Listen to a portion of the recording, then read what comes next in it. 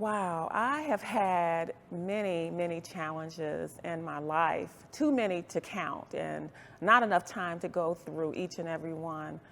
But there is this one that really stands out for me that is just very pivotal.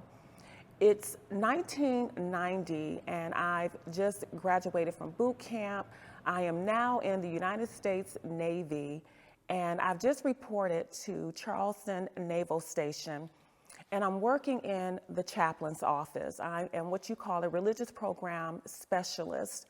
And my job is to greet people when they come into the office. I am the gatekeeper to the chaplain's office, okay? And so nobody gets to the chaplain except they have to come through me first, basically. And I schedule appointments for the chaplains, and I take phone calls. So I have to be very courteous and very professional. So as I'm sitting at the front desk, there walks a young lady. She walks into the office, and this young lady has a black eye. Her arm is in a sling. She looks depressed, sad, and she looks pitiful. And I'm looking at her, and I can tell that she's been crying. Her eyes are bloodshot, and immediately my heart goes out to her. And I found myself thinking, who did this to her? Who hurt this young woman who looked to be about my age? And I just felt so much compassion for her. So as I tried to focus on the job at hand, I needed to take her information so that I can get her in to see the chaplain. But as I'm studying her, it brought back a childhood memory when I was about maybe 11 or 12 years old. And I'm sitting outside, it's in the evening time, right before dark, and I'm sitting, and I literally saw this man drag this woman down the stairs onto the sidewalk, and he's beating her to a pulp.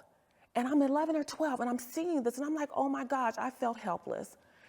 And so I flashed back to this young woman in the office, and I said, oh my gosh, I know she's being abused. But anyway, I take her back to see the chaplain. She comes out an hour later, and I'm thinking, before I even get a chance to even say anything to her, she's running out of the office. But the challenge for me came when I could either chase after her and get in trouble because I could be reprimanded for doing the chaplain's job. I could lose my promotion, my performance evaluation could go down the drain, or I could, basically stay and do what I was supposed to do and not run after her. Well, I followed my heart. I went after her because I knew that young lady needed words of encouragement. And right before she got to the exit of that building, I called her name. She turned around, she looked at me, and I said, listen, I don't know you. I don't know your story, but something about you reminds me of something I experienced in my childhood. And I want to let you know that God loves you, that whatever happened to you should not have happened. I want you to take my number, give me a call, and if you need to talk, I'm here for you. She looked me in the eyes, tears were rolling down her face. She gave me a hug, and she walked out the door. When I went back to the office, I expected to be in trouble.